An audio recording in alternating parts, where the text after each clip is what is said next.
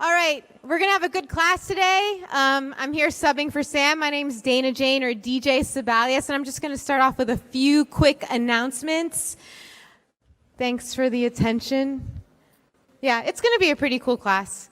Different, but it'll be good.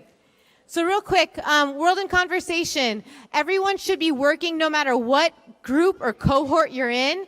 Everybody should be working towards their second and third dialogues, okay? Second and third dialogues at this time. Again, if you ever have any questions, just fill out the help form. And make sure, and trust me, hold on, you just gotta like put your eyes on me. Thanks. In order for you to definitely get credit, you have to register. I know sometimes people are just showing up, but you have to register and then attend that dialogue. If you don't attend, just check your syllabus, and remember, points are getting deducted every time you register and don't show up. And not only is it about your grade, but also our global partners. When you do your one global dialogue, our global partners, they miss you. This week, we had one person show up to a global dialogue, and it hurt a little bit. But by the way, speaking of our global partners, some of them are coming from some precarious situations, right? They're coming from different conflict areas, and it's really important that you show up, you're on time, and sometimes I might not be able to connect. And so the format might change. Maybe instead of connecting with Iraq, you're going to be talking with all the students who are in your dialogue face-to-face here at Penn State. All right, so just be open. I just want to remind you, like, we're dealing with real people in real situations in real time. So remember, you've got 5 dialogues. We're almost halfway through this semester, so be halfway through your dialogues. Okay, so again, Sam introduced me. I'm DJ, and we have another special guest. Today we're going to be talking about Native American or American Indian issues. And to open up this class, I'd like to introduce my husband and my daughter, actually, Sam's goddaughter. Yeah. Okay. Yeah, here she is. So, all right.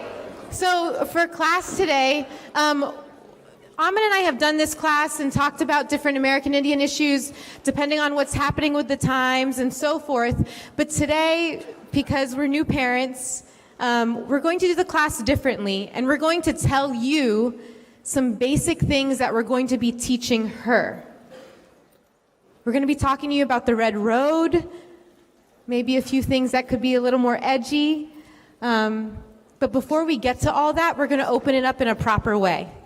So I'm going to turn it over to Chief Bailey, and he's going to open up the class. How ikche wachashiapi mie etacha amon tioshbae mato. Just want to tell you, thank you people for being here.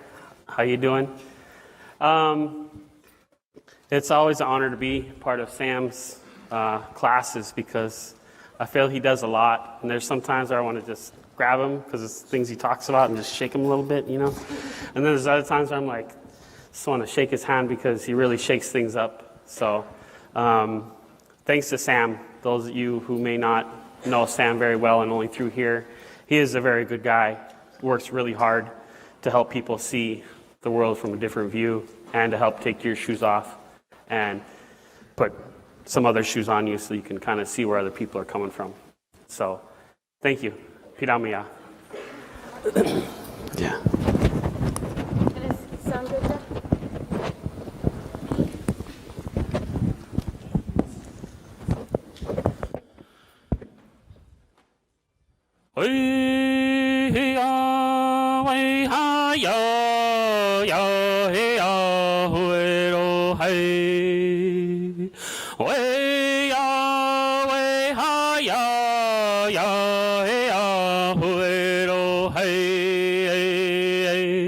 Away, hi, ya, hey, hi, ya, way, hi, ya. hi haya, away haya, hi haya, away haya, huero hey, away haya, hi ha, away haya, hi haya, away haya, huero hey, oi. Tukashera Nwamayan kayoyo le mi cha teke a nawajiwelo hey aunchi maka nawe chichinaya wo akwalawa yuhawa uero hey we ya we ha ya ya uero way ha ya huero hey way ha ya he ha ya way ha ya he ha ya way ha ya he ha ya way ha ya huero hey away ha ya he ha away ha ya he ha ya away ha ya uero ay oy tukashera wa mayan kayoyo le mi cha teke a nawajiwelo hey aunchi maka nawe chichinaya o akwalawa yuhawa uero hai oi. Oh, mitaku yapi.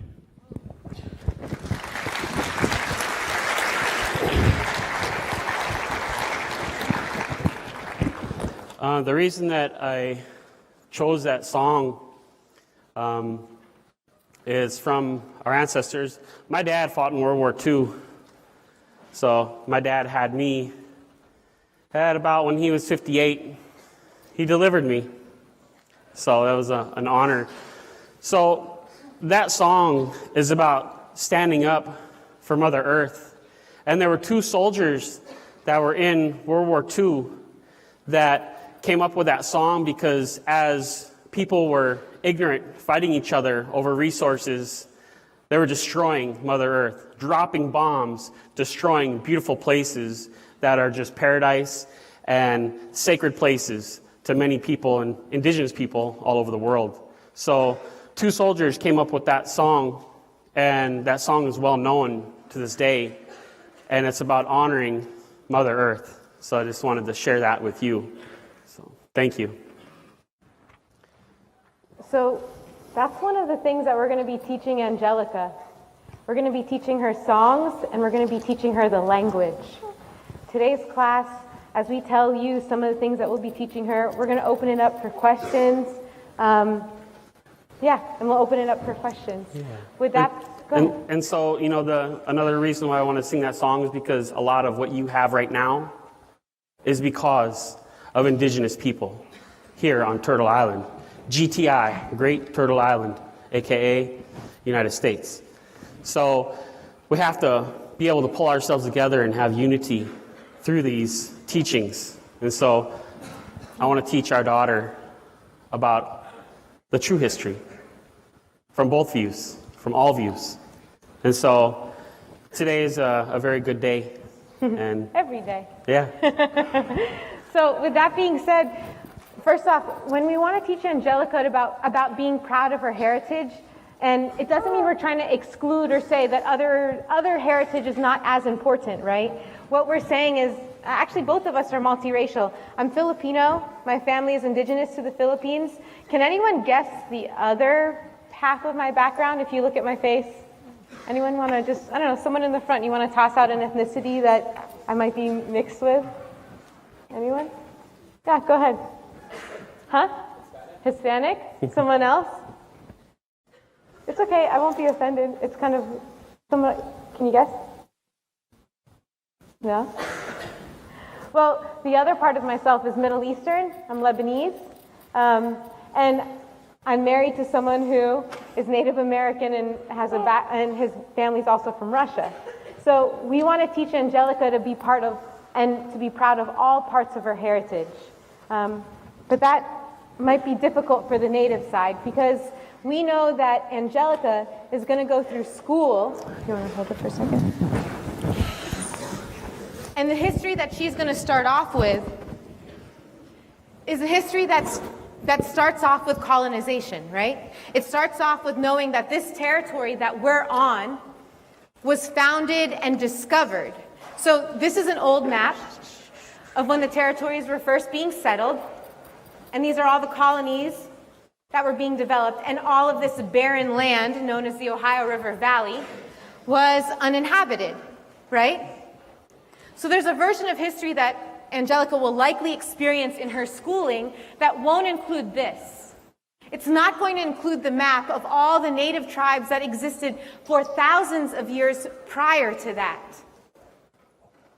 And even if she does learn about being native, or she won't actually learn about being native herself, but she's going to learn about native tribes, will they talk about it in a way where territory was something that wasn't divided by these lines, but divided by people who were from, that's what it means to be indigenous, by the way.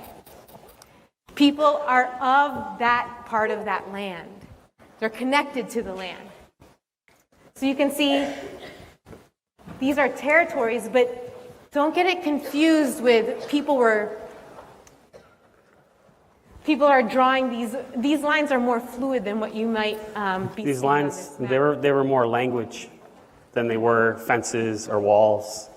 It was a respected, shared territory. So going from area to area, let's say that my nation would use certain plants in that area, and then we would follow the buffalo. And then another nation would come in and use certain herbs or plants or animals of that area. Well, as I left, what we used would come back. And so by the time that we came back around, everything was plentiful rather than scarce.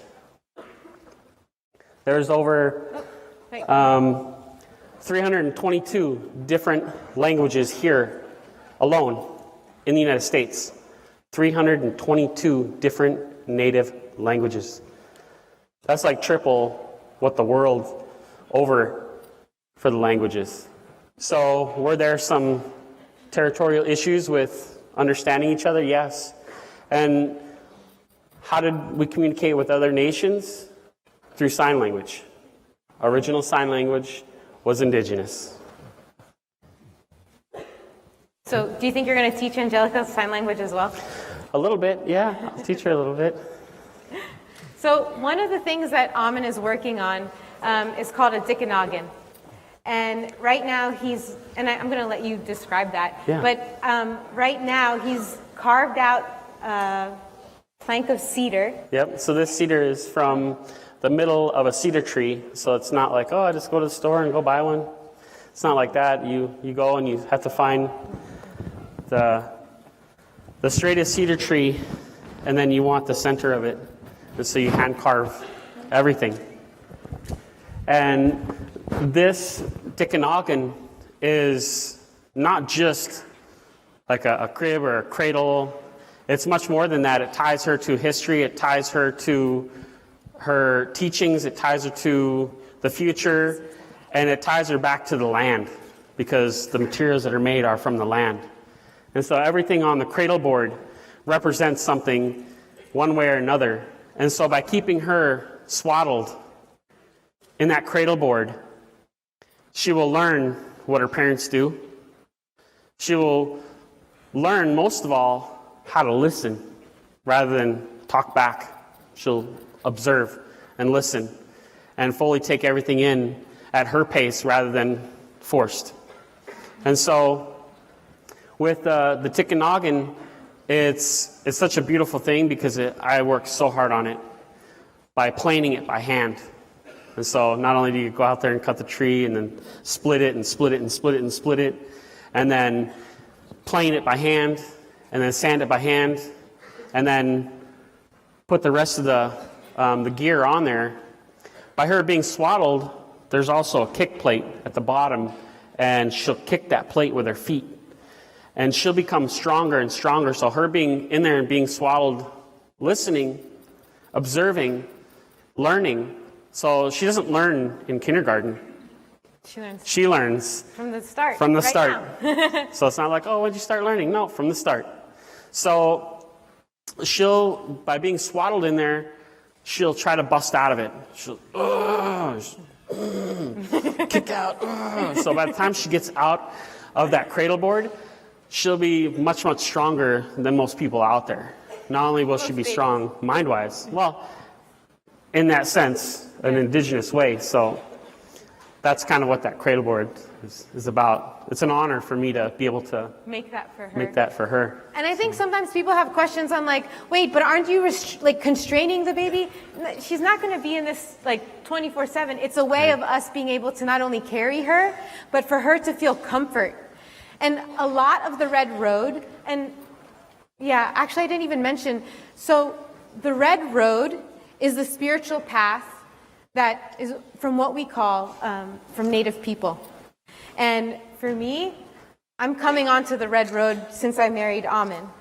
And it's actually a really vulnerable thing for me to talk about, because as a Filipino, as someone also from a pretty predominantly colonized area in the Philippines, I grew up Catholic my whole life. And I'm not mad at growing up Catholic. I think it made me into the person as successful as I am today. And I love my family. I feel very loved by my family. But I'm choosing to be with my husband and raising our daughter on this Red Road, because I've come to find that certain beliefs are really what I align with. And for Angelica, her being swaddled in the womb, just like being swaddled in this Dikinoggin, that brings you closer to the Earth Mother. And that reminds us that everything we do shows us that we're in relationship with one another. That's actually what sociology is all about. It's all about what relationships are. Relationships to people, relationships to institutions, relationships to technology, and so forth. I love sociology. I believe in the study of it. And I also really believe that here as human beings, we are in direct connection with the Earth Mother. So many parts of the Red Road and the ceremony of these ways, we'll talk about being in ceremony, is about connecting to the Earth Mother. And not as this like, I don't know, super cosmic entity. No, it's like a real material thing. We came from the Earth as indigenous people, and we're going to return to the Earth when we die. And we all die. That's one thing that's true. And that's why, I don't know, I'm really, I never say this to you, but thank you for working as hard as you do to take care of us. And I know how much hard work that's taking. We also know, by the way, that her being part of this heritage and us being proud of it, it's not easy, because people usually think of Native people in this image. The Dikinoggin dates really far back, but Native people still exist. Native people still exist. And it's hard to exist sometimes. So let's go into that. The next thing that we're talking about, being proud of her heritage, and also knowing her language. Ina means mother. Do you want to say more about? Yeah, I mean, the interesting thing is that in her language, Ina means mother in our language. Same spelling, Ina also means mother. So we say Ina Maka, and Mother Earth. Go ahead. Is there anyone here people who are Filipino? Can you speak Tagalog? A couple people? Raise your hand. No? Not? Shni. Couple? Okay. So yeah, like Amin was saying, Ina, it's mother. And also in Lakota, it's mother. Mm-hmm. And I think that's wonderful. And language and language recovery is very, very important to Indigenous people. Our language is who we are. Our language is our history. Yeah. Our language is our spirituality. Our language is everything. And we lose our language, then we kind of almost have nothing. And how many of you out there speak a different language? Okay. Wow. That's like half the class. How many of you speak your original language besides English? Oh, you do? Yeah, you do. So you'll know that when I talk about the language, you'll know that when you speak your language, it's not really about definition. It's about thoughts and feelings. So you can say something in a different language, and when you try to break it down into English, it just doesn't mean the same thing. You can't even get close to it. For instance, if I say north, right? Tell me what north means. Anyone? North. North is a direction. North? Oh, it's a direction, right. So for us, it's much more than just pointing. It comes from our creation story. And it's basically Waziata. And Waziata is a place of the pines. Look to the place of the pines, or the place of the old man. That old man is one of the wise ones that is basically, from the beginning of creation, helps the directions form. So when I say Waziata, it means much more. Wa-zi-ya-ta. So Yata is the son of that direction. Yata, the son of Wazi. That Wazi is that old wise man. And as you go further north from here, what do you start to see not grow? Pines. Come on, botanist people. Yeah, see? Deciduous. Right? Good job, girl. So you see less deciduous trees. And you see more conifer, more pine. And so those pine trees, they live through harsh winters. And they get stronger and stronger. So language is so important. And even as I describe this to you in English, it never gets close to what it means in our actual language. Waziata.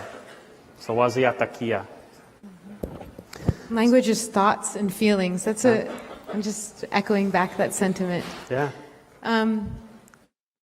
With that being said, we also wanted to share, as we talk about the Earth Mother, Inamaka, we also wanted to talk about the rattle.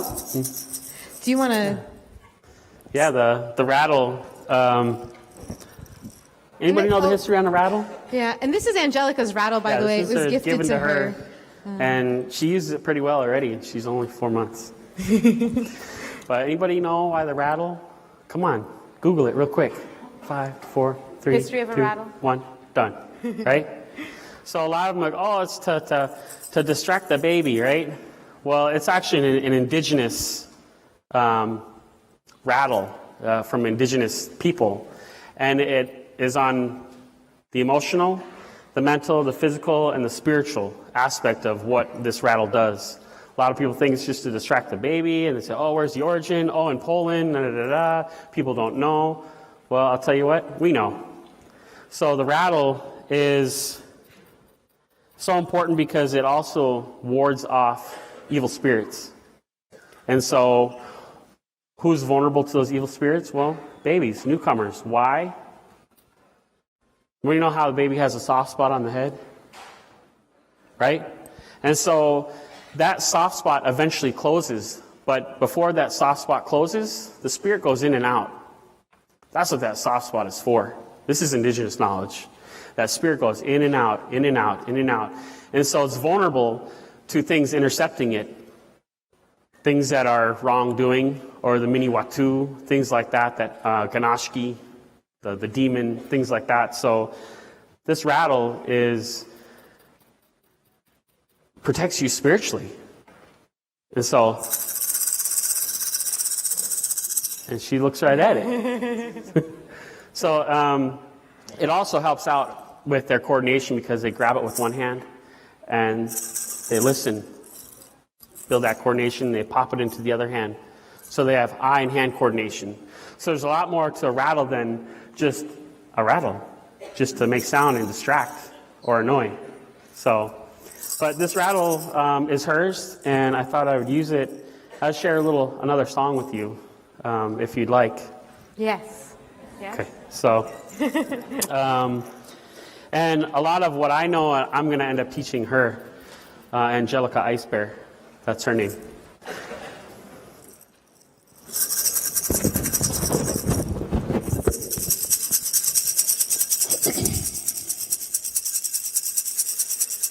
Ya-ha, ya-ho, and he-na.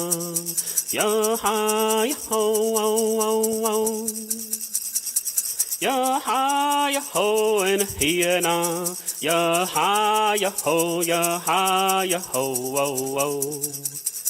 Ya-ha, ya-ho, wow, wow, wow. Ya-ha, ya-ho, wow, wow, wow. Ya-ha, ya-ho, ya-ha, ya-ho, and he-na, hey-na-yo. Oh, holy rain, oh, beautiful holy rain, send down your blessings from above, send down your blessings from above, so our little ones may grow, with good health and happiness. Oh, holy rain, oh, beautiful holy rain, oh, beautiful holy rain, hey na, hey na, yo. Ya-ha, ya-ho, and hey-na. Ya-ha, ya-ho, oh, oh, oh. Ya-ha, ya-ho, and hey-na. Ya-ha, ya-ho, ya-ha, ya-ho, oh, oh. Ya-ha, ya-ho, oh, oh, oh. Ya-ha, ya-ho, oh, oh, oh, and hey-na, ya-ha, ya-ho, ya-ha, ya-ho, and hey-na, hey-na-yo. Oh, holy rain, oh, beautiful holy rain, send down your blessings from above, send down your blessings from above, so our little ones may grow, with good health and happiness. Oh, holy rain, oh, beautiful holy rain, oh, beautiful holy rain, hey na, hey na, oh.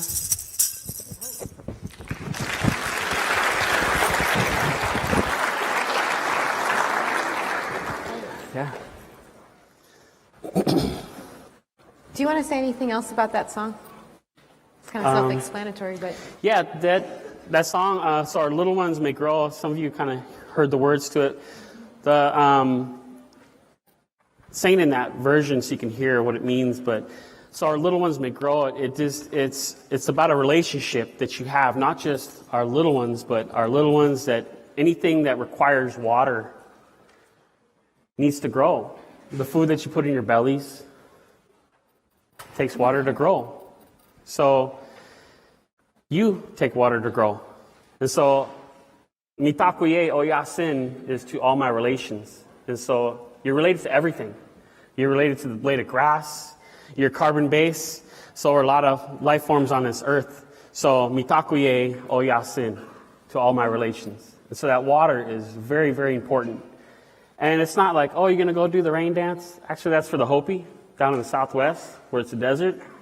And they do that in honoring to bring rain for severe drought. So that song is such a beautiful song that I welcome that rain, because there are places in the world that where you kind of, for instance, you go to your tap, you turn on the tap, you're good.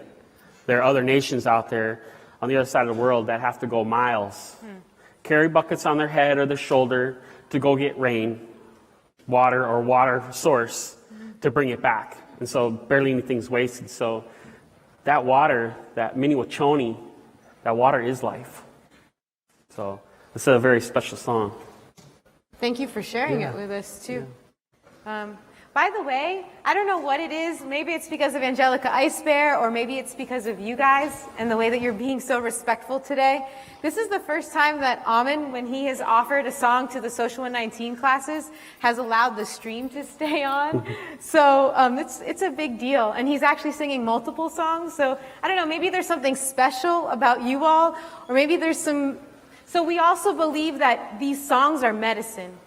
And maybe there's some medicine that you all needed to receive today. So it's also raining today. It's kind of interesting. So we're sharing a few teachings. but we also got to talk a little bit about the issues, right? We have these teachings and we have these ways, but there's a reason why they're not very well known or popular, or today, for some of you, I'm hoping that this is something fresh and different, right? I'm going to skip that. It might be fresh and different because American Indians, on a broad scale in this country, are viewed in a very different way than what we have access to in this class this afternoon. Sam, during the first week, he did a little bit on mascots, right? And I think there's even one person, he was mentioning that there was a few people who wanted to talk more about this. They want to talk a little bit more about mascots. If you're one of those people, could you just raise your hand? And it'd be good to work off some of the questions, okay? Can I give him a mic? Yeah. This young man here in the green shirt. Oh, it's okay. Yeah. So What's your name? My name is Tyler. Hi, Tyler. So I did talk to, actually after class at one point I went up and talked to Sam because at one point we went over the Washington Redskins controversy and all of that. And I actually decided to write about that in Packback at one point. But I was thinking I found it a very interesting subject because I'm also multiracial like these two. I'm part white, or part Caucasian, I should say, but I'm also part Native American. I'm a member of the Sault Ste. Marie Chippewa tribe up in Michigan, Canada area. Sault Ste. Marie is a little island right in between Lake Superior and Lake Huron, in case you're wondering where it is. Do you know your language? Unfortunately, no. Okay.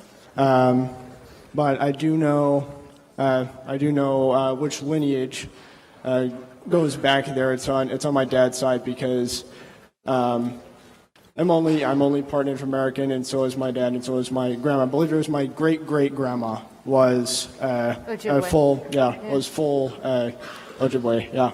Yeah. So wait, what do you think is the hitch? Because we're saying, like, honestly, we're not okay with Native mascots, but we want to talk about it. So what is your thought, especially as someone who is Native? So one thing I can definitely say is that the mascots do not represent us properly. For example, let's take the Washington Redskins. I know that's not the one up there, but like the Washington Redskins, a lot of people. Wait, and Tyler, we're going to put, that is the one up there. Oh. He's a Redskins fan right here. Oh, but there we go. So you're saying they don't represent us properly, and. I actually don't like hearing the word because we say our word. It's the R word. Like this is as bad as saying the N word. And with that, for you, what else are you saying? It doesn't represent us properly, but. But it's kind of. I actually, when I wrote about this, I actually went back and looked into, how did the Redskins term come about? Yeah. And in reality, it actually came out from a big misunderstanding back during colonial times. The natives, when the colonists first came around and the natives started communicating with them, the natives found that the Europeans kept referring to themselves as white people. And we were confused because their skin wasn't the same color as snow, so where are they getting white from? Mm-hmm. And so what we turned to, and the Ojibwe was actually one of the groups that kind of thought about this. What we turned to was the medicine wheel. And it has 4 colors that all represent different directions. Races. Yeah. I think Tyler, right? Yes. No. Okay. Before we go into the medicine wheel, and because the medicine wheel is a very, very big teaching, but before we go into that, I think what we want to do is hit a little bit more of this. So thank you for coming up, and thank you for sharing. Here, let me shake your hand. And thank you for sharing some of what you feel and what you think about the mascots. And I want to keep going with that. So I'm going to turn it back to the class, okay? Thanks. So you want to? So, like Tyler was saying, right? Mascots for a lot of Native people feel we're not being represented because it's a mascot, it's an icon, it's an image. But there's also this idea out there that if we get rid of mascots, then we're getting rid of Native people in our minds. Or wait a second, Mascots, Redskins, that's like one of the highest grossing teams, like from all the sports, next to the New York Yankees. Their paraphernalia sales are very high, right? It's a way to honor people. Native people don't mind about being called Redskins. It's a way to keep Native people in people's minds, that we hold them to something that is praised, right? I don't know. I don't buy it. And I want to hear from people who, honestly, I grew up in Washington, D.C. I wore Redskins gear for a very long time and repped that team until the other part of history that I learned is that Redskin also refers to being skinned. Yeah. And part of our That's the original term of there was an ad put out on a bounty that was put out for men that was basically 50 cents. I think, I'm not too sure exactly how much, Yeah. but it wasn't only men. So And it was more for women and children. Exactly. And so the term scalping, because of all the blood that was produced from scalping someone, the term redskin came about. So when you say that it's okay to say that word, it's actually not. In my book, it's not, and in all of my people that I know that I've ever talked to, it's not, because it deals with a very, very hard time of scalping. And even, oh yeah, the Indians, they invented scalping. Actually, it was the French that started scalping our people. And so we said, well, that's what you do, then we're going to do it too. And somehow it got coined with us as we scalp people. So. And you might hear some things say that push up on other teachings that you've been taught. But remember, one of the world's largest genocides took place here. Not just in Pennsylvania. I'm talking about in this country, as we know it, as the United States. One of the largest genocides in all human history. Including Central America and South America. And during that time, in order to kill people and to justify it and to motivate others, right? In order for us as human beings to bring ourselves to the point where we are committing genocide, we have to create incentives. War is expensive. And bounties, being given a bounty for a man's skin, a woman's skin, and a child's skin was part of our history.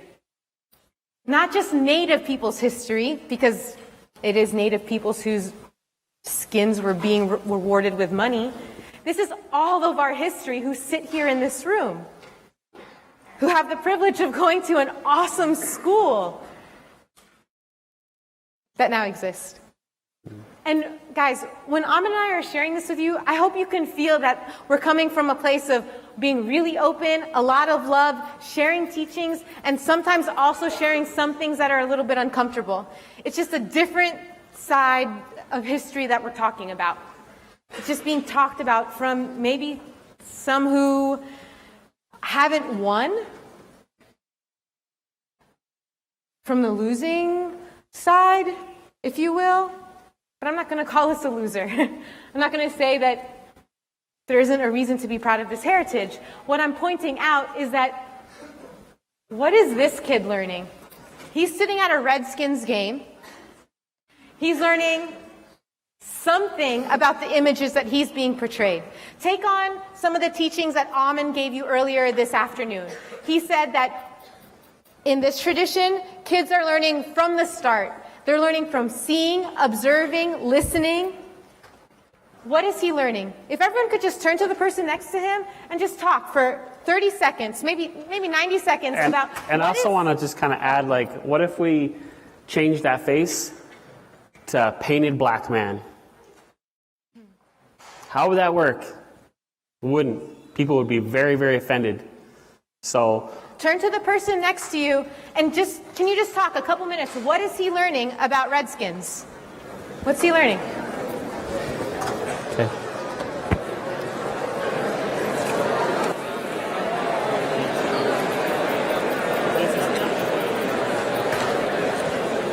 So going from here, maybe I'm an Indian too. Let me see what time it is. Yeah. And maybe we'll watch I'm an Indian too, and how it's sort of like it's sometimes serious and sometimes it's laughed at. 5:17. Okay. 50. 5:50. So we're about halfway through the class, and we're about halfway through the slides. So here we're going to talk about.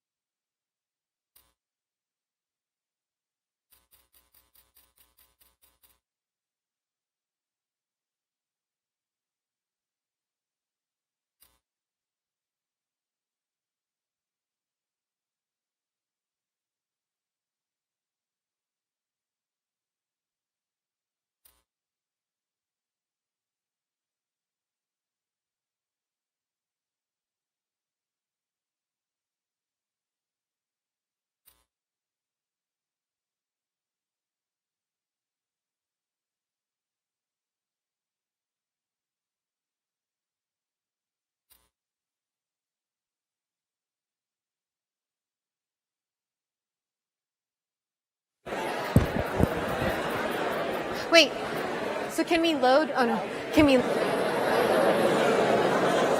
right, let's bring it back. Okay. All right, so. Let's bring it back to the center.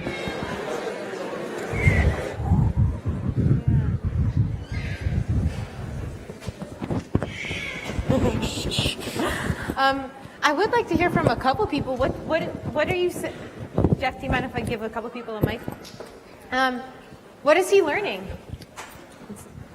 Someone want to volunteer? What did you and your partner talk about? What is this guy learning? This little young man, this little spirit being. Come on, all these brains. Really? Over here?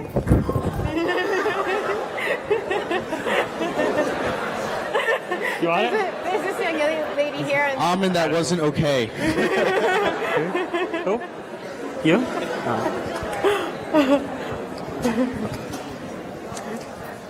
We talked about how he's not learning to associate this term with a people. He's learning to associate it with an icon and something that's owned by a group of people associated with sports. So. Nice. Yeah, so he's learning that natives are an icon. He's not associating it with actual people. And it's really interesting you brought up that it's something that's owned. What's important about acknowledging that he's learning that it's something that's owned?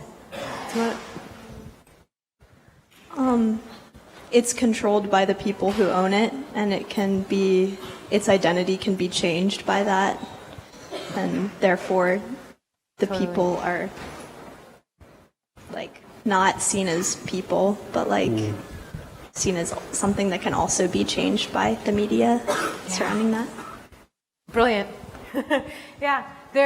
When something is owned, it can be controlled by those who own it, as opposed to people who are generating their identity for themselves. It's beautiful. Anyone We're else? going to go up here, and then I see. Would you raise your hand too? Yeah. Oh, Where? okay. Hold on. We'll go up right up here real quick. Put your hand up. Hi.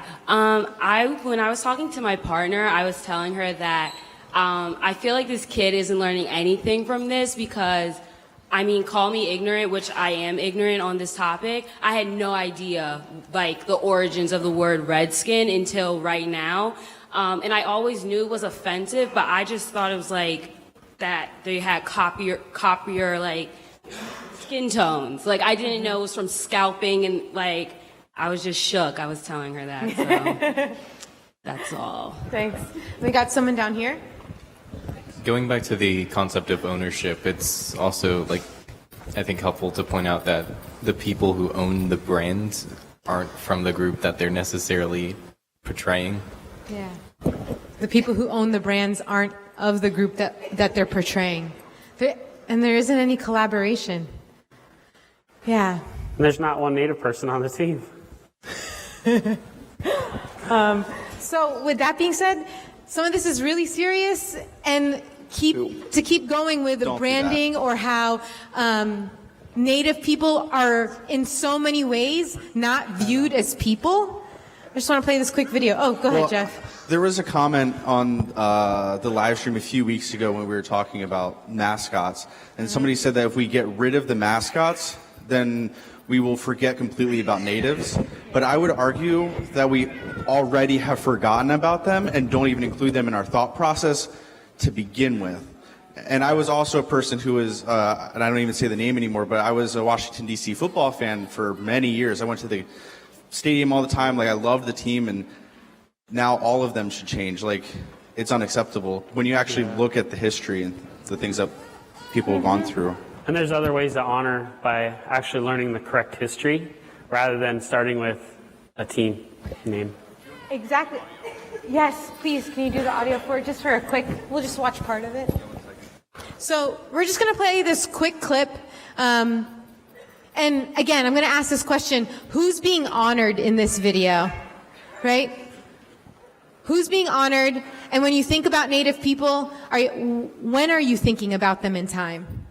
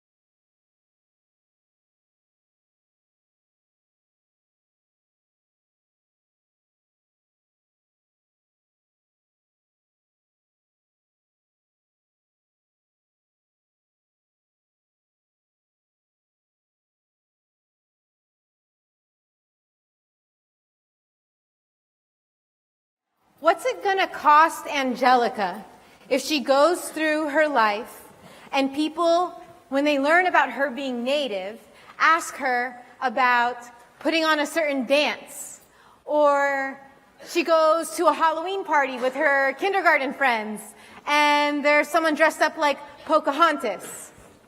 What's that going to do to Angelica Ice Bear? How's that going to affect how she knows herself? How's it going to affect her identity and what she's proud of? Right? You want to add to that? No? I think it's going to affect her in many ways because what she's taught is the history according to us and how it's happened because we've been living it and we kind of still live it. But for her to experience that is damaging. She feel like she has to hide that, her identity, which, you know, probably some of you do.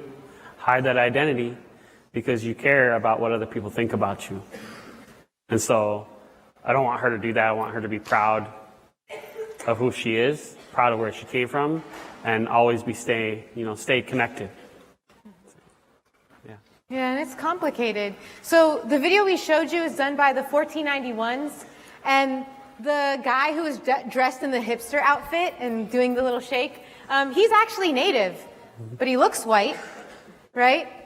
And then you could see people who were wearing Native gear and might not have that lineage.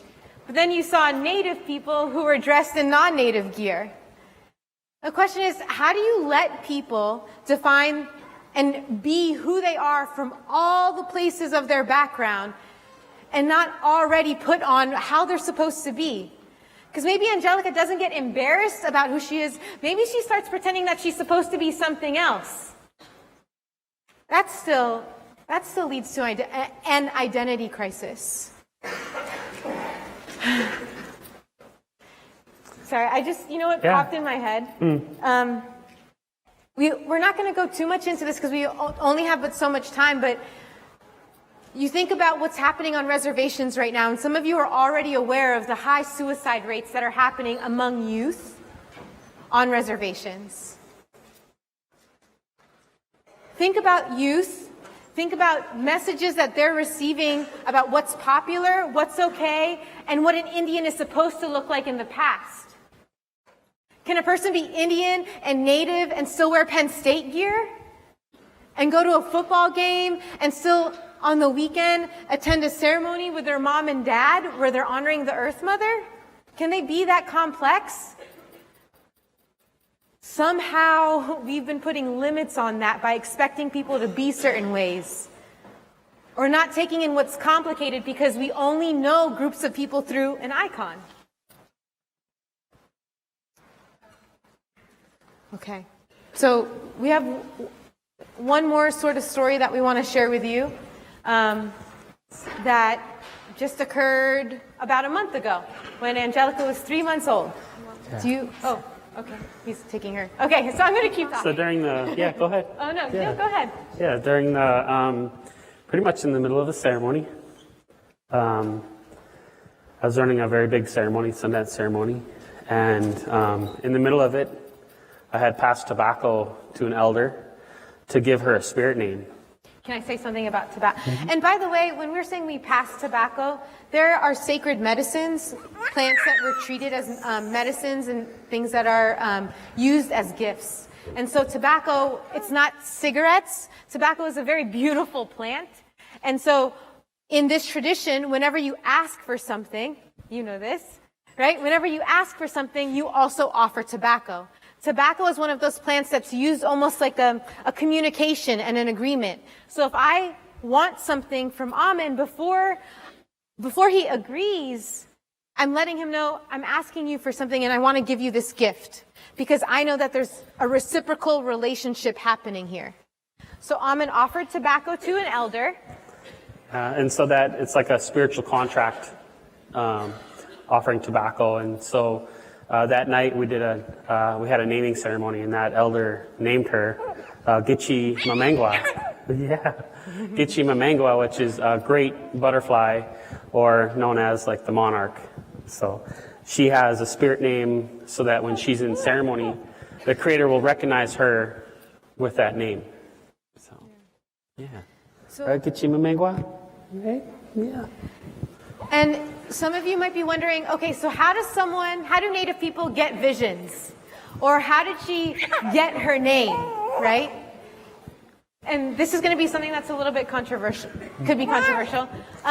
So what that elder does with the tobacco is that she loads it in her sacred pipe, and she smokes with that tobacco. And it's not a tobacco where you're like inhaling really deeply. Actually, you shouldn't be inhaling like that. And I think this is important to talk about because a lot of the time, when you think about Native people and you see that image of the sacred pipe, a lot of people are calling it a peace pipe, or they're saying like, oh, what are you getting high off of in that pipe? That's actually not at all what's happening. That pipe is actually a connection, that smoke is a connection to the Great Spirit.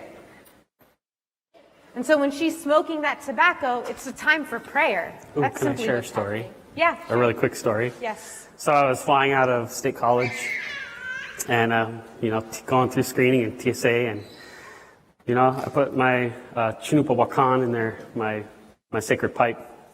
And it went through, and then, they, oh, is this yours? I said, yeah, that's my ceremonial pipe. Well, we have to swab it down and touch it and everything. I said, no, you can't touch it. It's a ceremonial pipe. It's a religious article, and you need to respect it. And she goes, well, I'm Native American. And I said, I don't really care if you're the Pope. You're not touching my sacred item. Because there's this, and it's now becoming more aware that, like, if I fly through Minneapolis, oh, it's my sacred pipe. Okay, the head TSA guys, don't touch any of that. Just swab the outside, and we're good to go. So I think it was their first learning experience. I said, I brought them all over. Come on, all over. It was like 3 or 4 of them. Come on, check this out. Look at, this is a learning experience for you. And he kind of touched it once, and they were just like, oh, okay. But it was really amazing that opening it up and showing them everything, because they really wanted to see everything because it's their first time, that they relaxed. They relaxed and they were like, oh, okay, great. Oh yeah, where are you going? Like that. Because if you ever fly a lot, you'll know that they're not like that. And so just that sacred object kind of helped them chill out a little bit. But what I'm getting at is that just because she said that she's Native, oh, I have Native ancestry. My great-great-grandmother was Cherokee princess. Well, we didn't have princesses, so I knew that she was lying. And I don't care who it is. If she was actually Native, she would know that she didn't have to touch it. She would already know. She would already know. So I kind of went through that in state college. And it is a religious right that you don't, I just want to say it's a religious right. And yeah, like MC Hammer, right? Can't touch this. He's really starting to get into dad jokes. He's getting really good at that.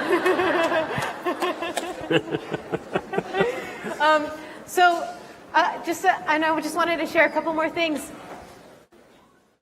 What brought Angelica's spirit name is the East direction. Mm-hmm. And her spirit name comes with colors, and her colors are that of the monarch butterfly: black, orange, and yellow. Yeah. It's a good, powerful name. She's going to lead a lot. So, she may not know that. We watched this video already. I'm just going to ask for, if you have... I would like to share a little bit more. And it's nice that I have all of you here, that we have each other here, and that we're interacting with each other, because I can say that I want my part is to be united. Like, we should be working together with everyone, regardless. Like, at the end of the day, if I cut your leg or cut your arm, you're going to bleed red blood. So we need to work together on the future. What does that look like? The future for those that, how many of you want to have kids? Raise your hand. Right? You want to have a family? Wow. You want to have kids? That's awesome. It's beautiful. You know what? I'm going to pray for you so you have great, beautiful kids, healthy. How would you like to one day have to tell them, or when they ask you, or 2 generations from now, Grandpa or Grandma, can you tell me what clean water tastes like? How do you explain that? How do you explain what clean water tastes like? You can't really. You have to be able to drink that. So I don't want her to have to ask about what does clean water taste like, or her children's children. So our part is to work together to be able to think about the next 7 generations. And that's kind of where that medicine wheel comes in that you're talking about, is that medicine wheel, it includes all humankind, all races or ethnics, all races working together to take care of Inamaka, Unchimaka, Inamaka. That's Mother Earth. Because the water that you're drinking right now, we need that. Water is life. So, how can you help? How can you help? I have an idea. You do? But, Jeff, were you going to ask a question? Yeah. Oh, okay. Wait, no, go ahead. Well, it just got brought up, and it's interesting that we're here at Penn State, and we're the Nittany Lions, and we just talked about mascots. And we have the Nittany. And we have Nittany, which is derived from the natives that lived here. And somebody said that Penn State's a racist institution for calling us the Nittany Lions, and I'd like your comment on that. Well, I'm actually not from the Six Nations. To properly say it, Nittany, not Nittany, it's Nittany. And so it's kind of weird because I saw that right away. I said, Nittany Lions, and Nittany means lion. Lion means a puma. Puma from that's why there's a Mount Nittany. And the crazy thing about that is that I learned is that there was one of those Mjibaji, the Nittany, left. And someone decided to go and kill that. And where did they stuff it? Where is it at? It's somewhere. Where's it at? It's somewhere. Like, rather than letting it live on, it's stuffed somewhere, which is really crazy. It's just mind-baffling to me. Like, yeah, we honor that, and yet would you kill it rather than see it continue to live? But yeah, I feel that word is a Six Nations word, ni. And, oh, that's a sad thing.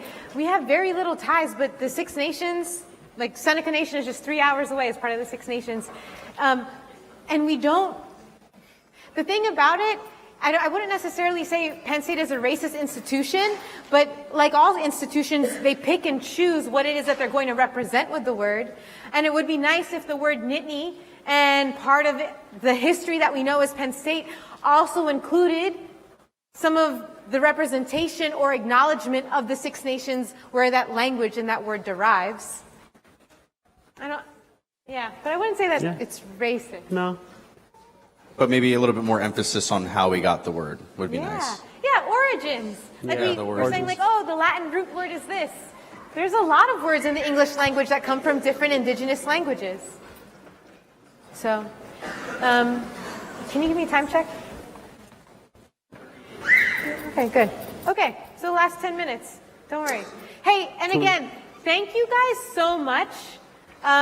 I always get nervous every semester before we give this talk because I know I'm not Sam. We're not as, I don't know, Sam can be really funny sometimes or just really smart too and able to tie connections together. But I really appreciate the way you guys were listening today. And Can I open it first? So we're going to, go ahead. Yeah, go ahead. Ladies first. So, thank you. So in these last 10 minutes, I just want to start wrapping up with one last story. And it's about, oh, look, hey, that's you and you're erasing. Oh, yeah. Hey, So this is Amin from a few years ago. The way that I came into... Uncle Charles. Yes, and Uncle Charles. The way that I came into meeting Amin and being exposed to Native people and such issues here in this country is through actually a Penn State class. There is and we met 7 going on 8 years ago now. Yeah. And on this class, it's an award-winning class. There's nothing else like it around the country. You take a prerequisite course where we meet once a week. We talk about the indigenous worldview. And then in May, for 2 weeks, you hang out in northern Minnesota and you go to 3 different Native reservations, Ojibwe reservations actually. And along the way, getting to those reservations, we travel along the migration route that follows the philosophies of the Ojibwe people. To the Anishinaabe. Anishinaabe people, yeah. And so I'm one of the instructors for that class, and about 8 years ago, by the way, the reason why this class is that amazing is because it doesn't perform for the Penn State students. The Ojibwe people, the other instructor I've worked with, grew up, even though he is actually a Mennonite and went to Princeton and so forth, he grew up right along the northern area of Minnesota. And so he has this really awesome relationship with a few different tribes. And Penn State students from this class are welcomed, and the Native people who we work with feel actually pretty honored because we're not learning about Native people, we're learning from Native people in this class and with Native people. We go canoeing down the Mississippi, we learn more about the language, we study with botanists and other professors at the tribal college, and we also attend ceremonies. And not special ceremonies for Penn State students, but just ceremonies that are happening at that time. And I met Amin at a sweat lodge. So, you also work with medicine people, medicine men, medicine women. And so medicine man, we were taking Penn State students, getting them prepared for the sweat lodge ceremony, and Amin was the fire tender for this ceremony. Now, he and I never met. I've been doing this course for a long time now, and I know that Penn State students, just like anyone going into any other culture, especially in a spiritual experience, are getting a little bit nervous. In a sweat lodge, it's a purification ceremony, and there's a fire set up, and right inside that fire are our grandfathers and grandmothers' stones, right? Those stones have been here before us, and they're going to be here after us. That is part of the Earth Mother. Those stones are getting warmed up by that sacred fire, and we'll go inside the sweat lodge to help us purify and pray, right? And so the medicine man hollers over to Amen and says, okay, you have 28 stones. 28 is a very important number. You have 7 stones for each of the 4 rounds of the sweat lodge ceremony. And so Amen hollers back in front of all these scared, or not scared, but nervous Penn State students who are about to experience spiritual, or maybe not so spiritual, it's whatever you believe, it's fine. About to experience. Amen goes, yeah, there's 60 stones. And the Penn State students, their mouths drop. And you have to understand, in this way, mistakes aren't necessarily mistakes. They're things that occur and then get worked with, because it's trusted that things happen for a reason.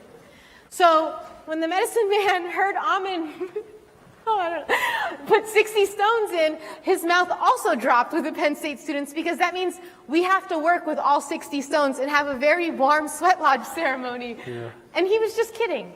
He just wanted to lighten up the mood. And I'm sitting here looking at this guy, and I'm like, who is this guy making a joke around something that's so serious? But really, that was the medicine we needed, laughter, right? Yeah. We didn't talk the rest of that ceremony. I think we kind of made eyes. Yeah.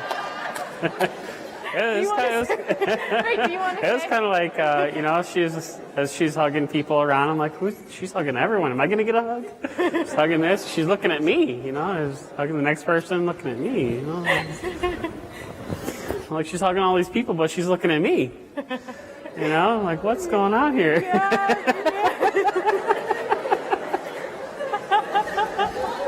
It's true. But we were... So I was like, when is my hug coming up? we were really cordial. It was a great ceremony. It was a really great ceremony. I feel so bashful now. Okay. And really, there's a few more ceremonies, but what I'm trying to also share here, afterwards, I'm really glad I met you. Yeah. I was someone, by the way, if Amen asked earlier, if you want to have kids, he's going to pray for you. If you don't want to have kids, that is also a very powerful choice. Yeah. Definitely. I actually didn't want to have children, even when we met, and he knew that, and it's just, things changed. I want 4. One for each direction.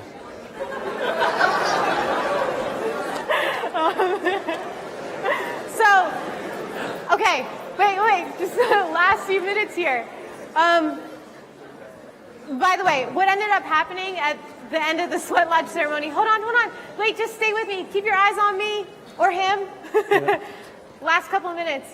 At the end of that ceremony, there's always a feast. It's just when everyone hangs out, shares stories, eats some food, and that's when Amen and I started talking, and we actually spoke every day after that. Yeah, every day. Stayed up till like 3 a.m. Yeah. It hasn't always been sweet. So beautiful things happen, And it's like one of the things that I was taught is growing up is that you don't look for women at a ceremony.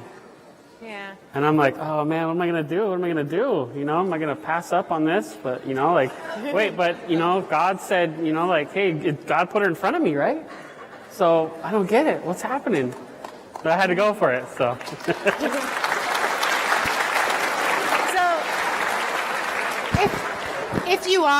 If you are looking for gen ed requirements that you need to meet still, this class is a Seed 400 class, 3-credit class in the spring. We meet once a week. We have talking circles. We learn about indigenous knowledge, indigenous worldview, and then you go on just a 2-week travel to the reservations in northern Minnesota. I really hope you choose to come with us this year for the class of 2020. If you have any other questions, come down and see us at the end, or do it on social media.